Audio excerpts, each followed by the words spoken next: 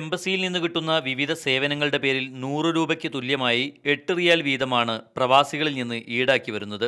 2009 കേന്ദ്ര പ്രവാസികാര്യ വകുപ്പ് ആരംഭിച്ചതു മുതൽ 2012 നവംബർ 30 വരെയുള്ള കാലയളവിൽ ഇങ്ങനെ പിരിച്ചെടുത്ത സംഖ്യ 9 കോടിയിലധികം വരും. ഇതിൽ 3.71 കോടി മാത്രമാണ് ചിലവഴിച്ചത്. ബാക്കി വരുന്ന 5.33 കോടിയിലധികം രൂപയാണ് ചെലവഴിക്കാതെ ഇപ്പോഴും കെട്ടിക്കിടക്കുന്നത്. വിവരാവകാശ അപേക്ഷയ്ക്ക് കിട്ടിയ മറുപടിയിലാണ് എംബസി അധികൃതർ ഇക്കാര്യം വ്യക്തമാക്കിയത്. ഈ സംഖ്യയിൽ നിന്ന് പ്രവാസികൾക്ക് നിയമസഹായം നൽകാൻ ഇതുവരെ ഒന്നും ചിലവഴിച്ചിട്ടില്ലെന്ന് വ്യക്തമാണ്. ജിദ്ദയിലെ ഇന്ത്യൻ കോൺസുലേറ്റിലും കമ്മ്യൂണിറ്റി വെൽഫെയർ ഫണ്ട് ഉപയോഗിക്കാതെ കിടക്കുന്നുണ്ട്. 1.87 കോടിയിലധികം രൂപയാണ് ഇവിടെ ചെലവഴിക്കാതെ കിടക്കുന്നത്.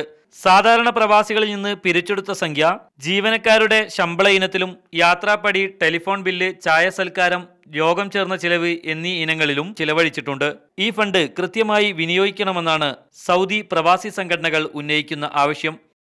പ്രതിസന്ധിയിലായ പ്രവാസികളുടെ പുനരധിവാസത്തിനായി കമ്മ്യൂണിറ്റി വെൽഫെയർ ഫണ്ട് ഉപയോഗപ്പെടുത്തുമെന്നാണ് കേന്ദ്ര പ്രവാസികാര്യ വകുപ്പ് മന്ത്രി പറയുന്നത്.